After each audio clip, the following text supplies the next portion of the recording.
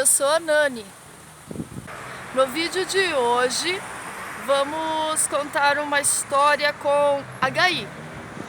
O que significa isso, história com HI, ao invés de história com E? Significa que a história de hoje é real. Hoje vou estar relatando a luta dos professores, funcionários de escola, estudantes e pais de alunos da região de Fazenda Rio Grande e alguma coisa sobre Curitiba, nesse dia 15 de maio de 2019. A luta pela educação, pelos repasses de verbas para a educação. O governo federal propôs um corte de 35% dessas verbas, tanto para as universidades federais, inclusive os repasses para os estados e municípios. Então, como será que a sociedade reage a esse fato? Então, vamos juntos nessa jornada.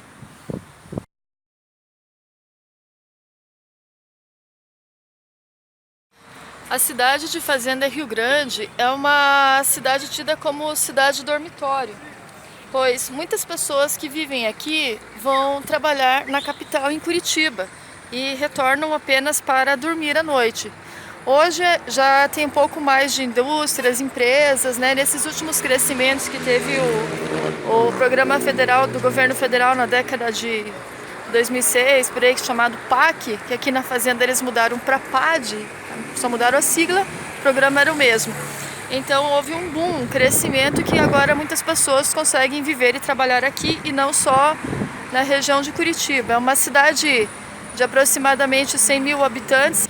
Esse é o terminal mais novo de Fazenda Rio Grande, o terminal de ônibus.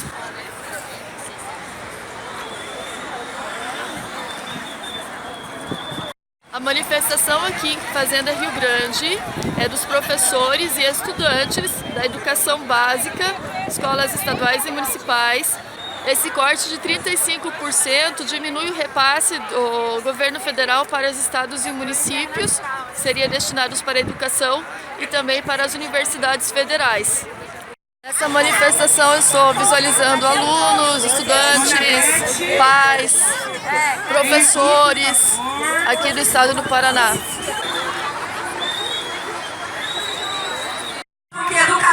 Tem uma estudante falando agora de um colégio estadual aqui da região de Fazenda Rio Grande. Ela também falou professores, membros dos sindicatos, contextualizaram como está a questão da reforma da Previdência e também sobre os cortes das verbas para a educação. Além dessa manifestação em prol da educação, uma outra reivindicação é contra a pauta da reforma da Previdência. A reforma da Previdência está propondo acabar literalmente acabar com a aposentadoria brasileira, porque ela vai ser capitalizada, então grande parte dos trabalhadores não terão acesso à aposentadoria integral. Se um trabalhador aposentar agora, com o meu trabalho, solidariamente ele será mantido. Porém, no momento que capitalizar, a minha contribuição vai para o banqueiro e o governo não terá como pagar os aposentados, pois não haverá caixa para isso. É fundamental, pessoal, de Fazenda Rio Grande, compreender os ataques com relação à reforma da Previdência. Não é apenas a educação que corre risco de não conseguir se aposentar, é todo e toda trabalhadora e trabalhador com carteira assinada. Então nós não podemos aceitar isso, nós não podemos permitir. Para entendermos um pouco o que leva a esses cortes de verbas na educação, e não só na educação, em todos os setores. Se a gente for pensar a nível nacional, todos os setores estão recebendo cortes. Apesar da desculpa ser a questão da crise, uma crise que foi criada, não é uma crise natural, a partir de meados de 2015 iniciou-se o processo de criação da crise. 2016, então, foi o ápice se 2017, 18, 19 já estamos vivenciando as consequências. Porém, os cortes de verba nada tem a ver com a crise, e sim com a ideologia de Estado mínimo. Mas afinal, o que é a ideologia de Estado mínimo? Para entender isso, temos que entender a ideologia liberal, pois o Estado mínimo é uma das peças referentes à ideologia liberal. O que é ideologia liberal? Você sabe? Essa é a igreja padroeira de Fazenda Rio Grande, a igreja de São Gabriel. Então um dia eu saí do serviço e passei na Biblioteca Pública do Paraná. E tentando entender mais sobre isso, eu fui buscar o livro A Riqueza das Nações, mais ou menos dessa grossura. Eu que era jovem demais, porque eu devia ter uns 20 e poucos anos, 21, 22, não lembro bem, eu comecei a ler Adam Smith naquele período. Nossa, como aquilo era maravilhoso! A Riqueza das Nações, no começo dele, Adam Smith faz muitos elogios às grandes construções feitas por gente de elite, desde das grandes pirâmides, as grandes mansões, os castelos, os casarões e etc. Então o cara tinha um grande acúmulo de dinheiro, ele podia fazer isso, que era extremamente importante para o desenvolvimento da sociedade. Era isso que ele, Adam Smith, dizia no livro. E lá pela metade do livro ele vai falar sobre a questão do que é muito importante o trabalho do trabalhador para construir tudo isso. Óbvio que naquela época sempre se usou o trabalho escravo.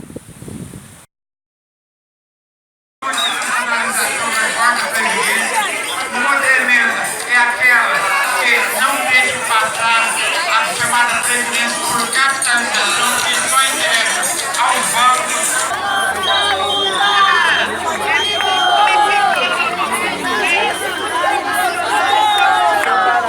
Do Fundeb, que é destinado ao pagamento dos professores.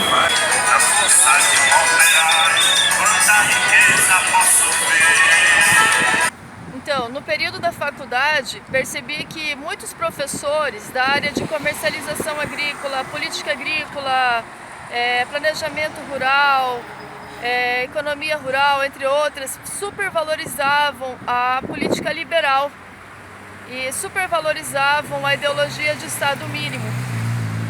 E eu também achava muito legal isso, percebi que os meus colegas de faculdade também achavam que era o caminho certo. E por uma pressão do meu irmão, eu acabei entrando para o movimento estudantil. Não tinha muita vontade de entrar para o movimento estudantil. E o movimento estudantil fez uma pressãozinha para a gente estudar Marx.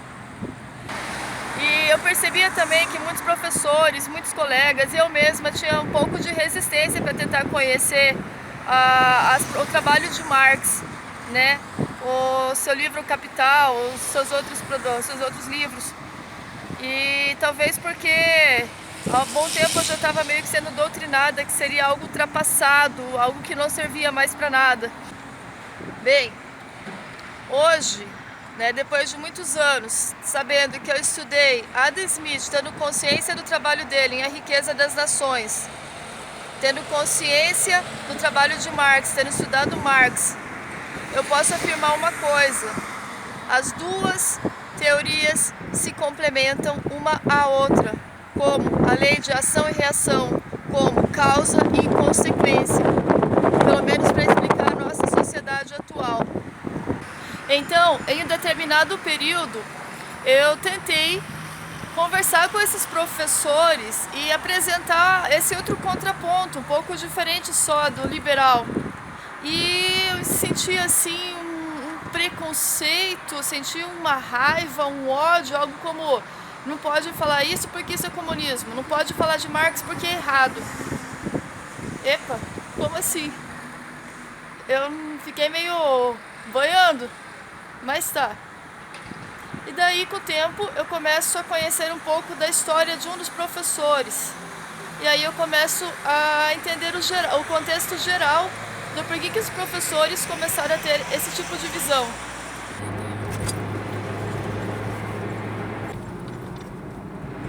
Saindo de Fazenda Rio Grande, onde os professores, estudantes e funcionários de escola estiveram em manifestação, seguimos agora para Curitiba, onde teve a concentração de manhã na Praça Santos Andrade e que nesse momento com certeza já deve estar seguindo para a Praça Nossa Senhora do Salete. Então vamos acompanhar a manifestação lá em Curitiba nesse momento.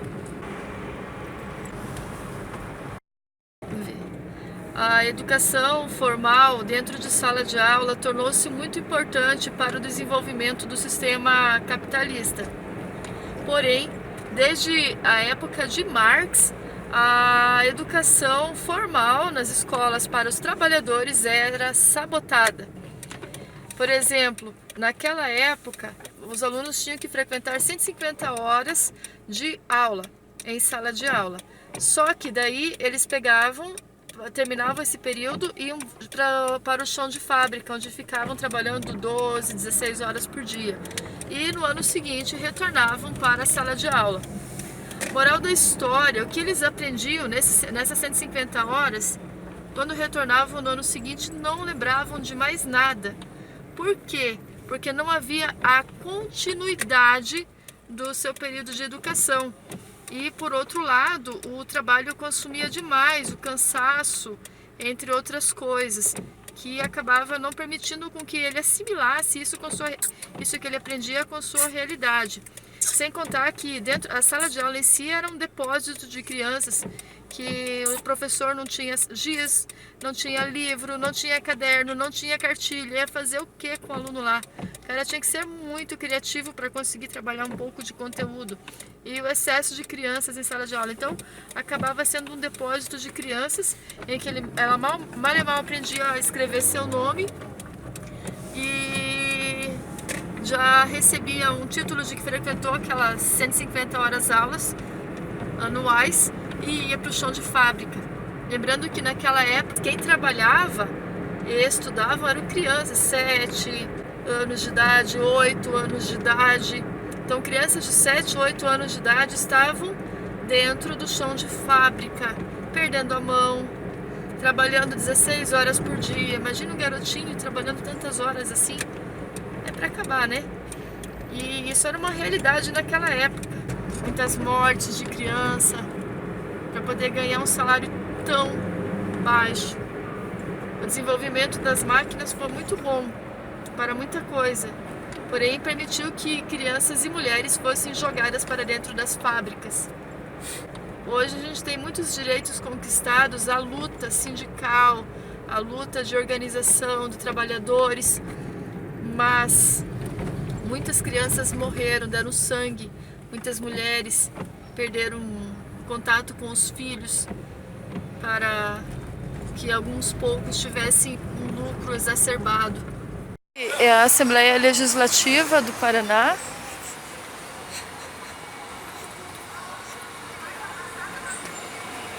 Então, aqui é a Assembleia Legislativa do Paraná.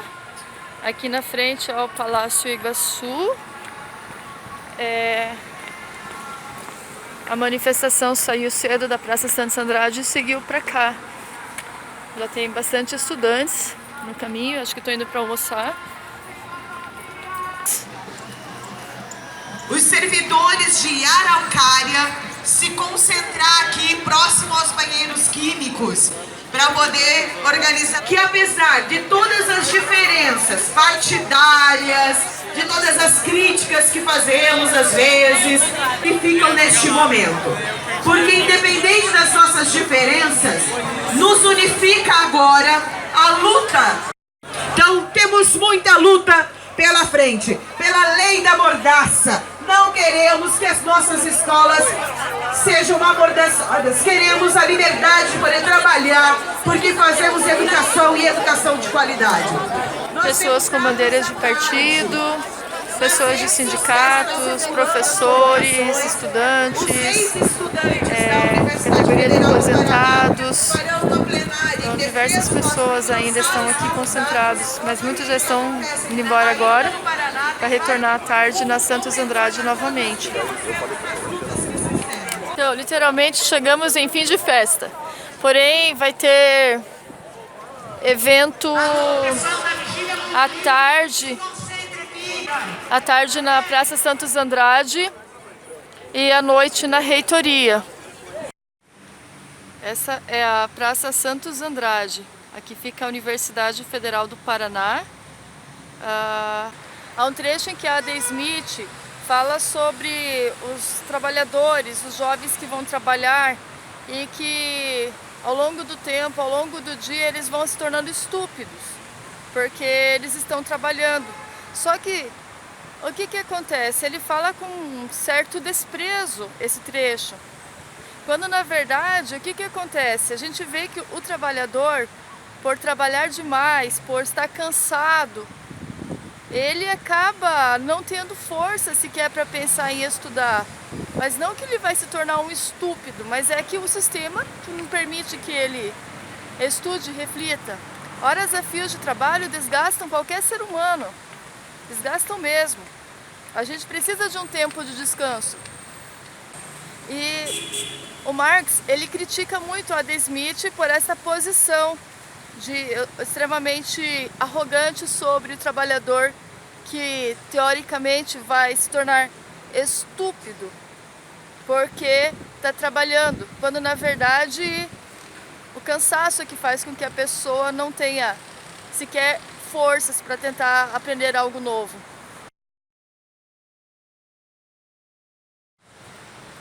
Então, eu tive um professor que durante o período da ditadura foi levado para os Estados Unidos. Ele era um estudante excelente, não muito crítico, e fez um trabalho sobre o café e foi lá estudar em Harvard.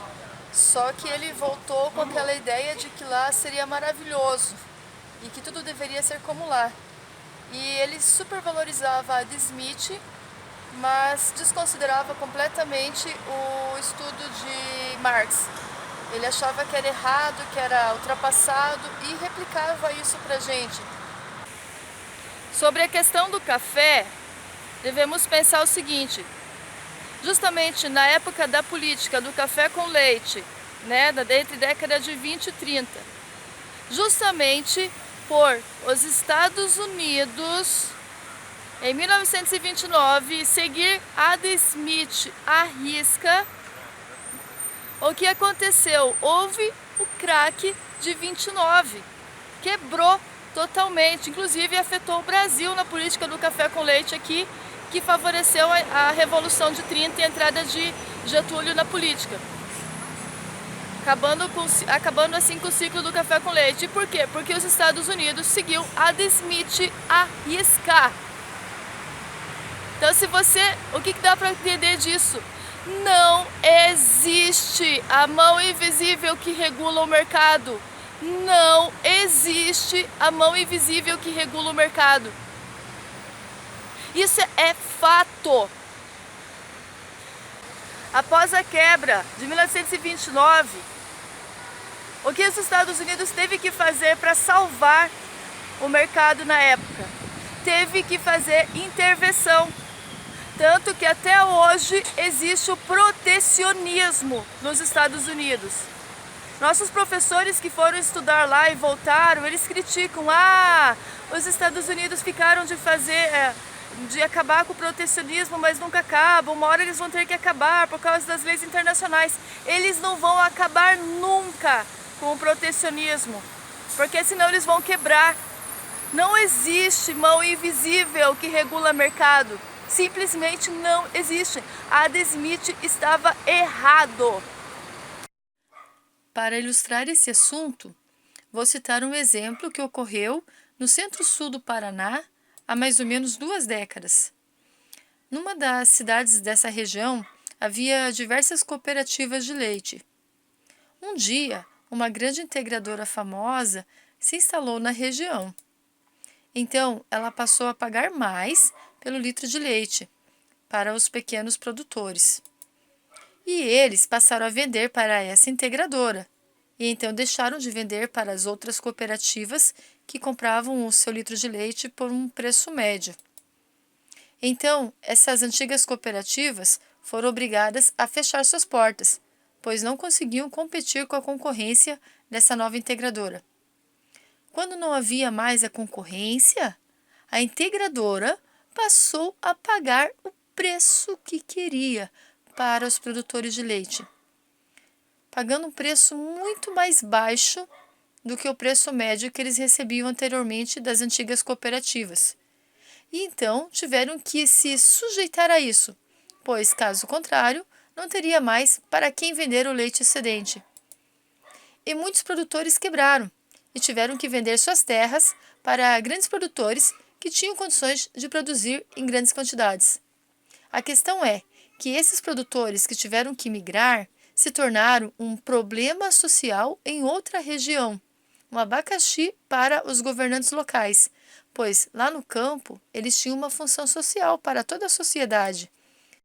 Esse é mais um motivo para que governantes sérios protejam suas cooperativas e produtores locais. Pois a lei que de fato existe é a lei da ação e reação. A mão invisível não existe. Então, é necessário a intervenção estatal por governos preocupados com seu povo para conter esses vampiros do lucro que desejam pseudo-livre, vale tudo na concorrência de mercado. Detalhe, eles sabem disso. Os políticos norte-americanos, os professores norte-americanos, eles sabem que não dá para seguir Adam Smith à risca. É necessário para manter a política norte-americana funcionando o protecionismo. Só que para qualquer outro país, para qualquer outro representante, estudante de fora, eles não vão falar isso. Eles vão falar que precisa obrigatoriamente acabar com todo o protecionismo. Eles não vão permitir que a pessoa estude Marx, eles vão colocar como ultrapassado. Por quê? Porque eles não querem concorrentes. A única forma de acabar com a concorrência é acabar com o protecionismo dos países concorrentes. Assim, eles conseguem manter um ótimo posicionamento de mercado, um ótimo crescimento para eles.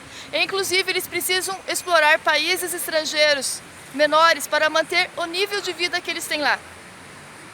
Se eles não fazerem isso, eles não vão manter o nível de vida que eles têm lá. Daqui a pouco, os manifestantes começam a chegar aqui na Universidade Federal do Paraná, aqui na Praça Santos Andrade, para continuar as manifestações desse dia 15 de maio contra os cortes de verba para a educação pública. Tubo do Ligeirinho, próximo à Universidade Federal do Paraná. E esse ônibus segue lá para o terminal do Santa Cândida.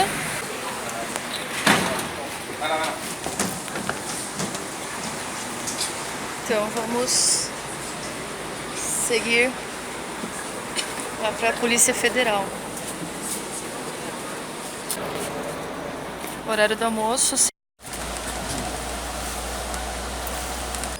Estou no ônibus agora, sentido terminal do Santa Cândida, para chegar até a PF.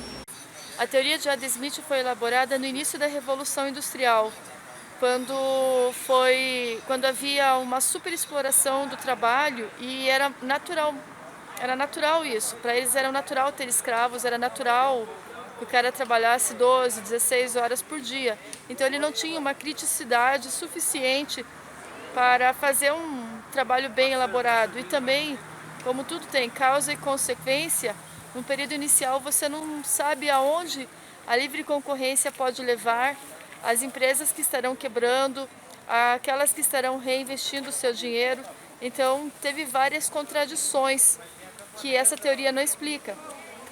E quando Marx elaborou a sua teoria, já havia tido então a crise da Revolução Francesa, já havia tido a crise da Comuna de Paris, entre outros problemas daquela época. E então ele teve condições de fazer um estudo mais aprofundado, inclusive identificar diversos problemas referentes à teoria de Adam Smith. Bem, de acordo com o que foi publicado no jornal The Guardian, por Jorge Monbiot e depois foi publicado aqui no Brasil por Ricardo Cavalcante no jornal GGN, sobre a leitura de Monbiot sobre o livro de Nancy MacLean, Democracia Aprisionada, a história profunda do plano político, o plano oculto da direita para a América. O que é que fala esse livro? Esse livro, ele fala que essa Nancy MacLean, ela trabalhando na Universidade da Virgínia, a Universidade George Mason, ela, quando faleceu um senhor chamado Buchanan, acho que é isso o nome dele, Buchanan, James McGill Buchanan, mexendo nos documentos confidenciais, uma casinha de madeira que eu via aos fundos da universidade, então ela encontrou diversos materiais que era tido como sigilo conspirativo, que era essencial em todos os momentos, e desse Buchanan. E nesse sigilo conspirativo, essas cartas confidenciais, o que é que elas tratavam? Algumas famílias bilionárias e magnatas deram dinheiro para essa universidade para financiar esse tipo de divulgação e propaganda, né? Mas o que havia por trás dessa ideia, essa ideologia? Por trás estava o pensamento de Reiki e de Mises e do supremacismo. Nesses pensamentos estava a ideia de que as famílias muito ricas, né, os grandes proprietários de terras e etc., eles estavam vendo sua liberdade ameaçada com as democracias, porque as democracias eram opressoras à liberdade desse 1% mais rico da sociedade. E que tipo de liberdade que esses proprietários queriam?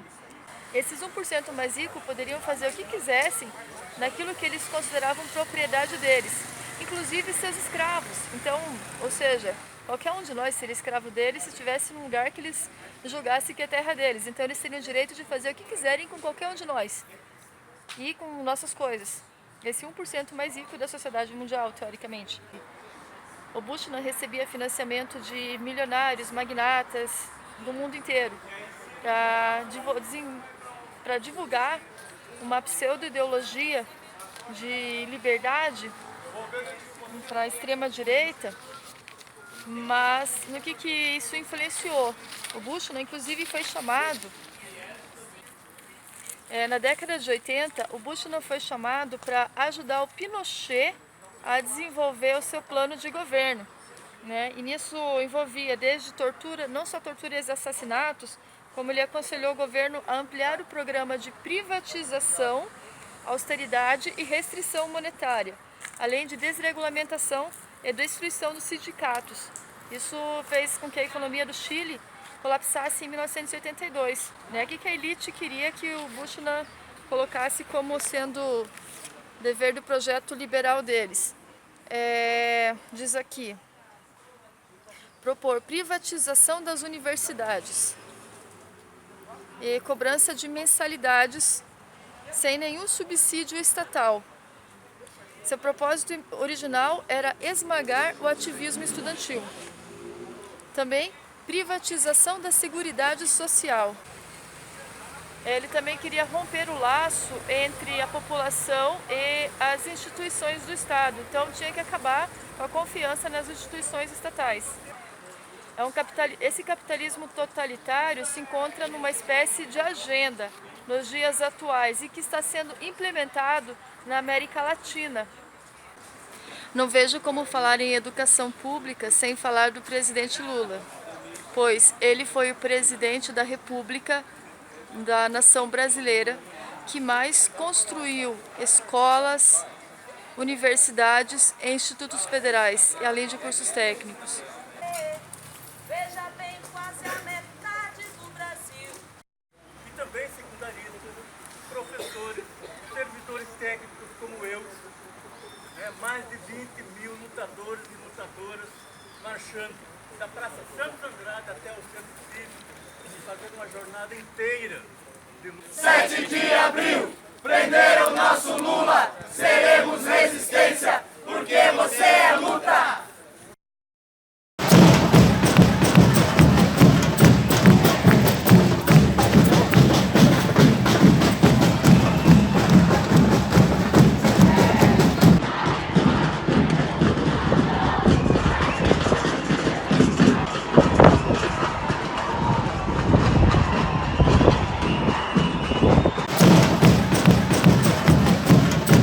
se você gostou desse vídeo, dê um joinha, se inscreva neste canal e compartilhe em suas redes sociais. Muito obrigada!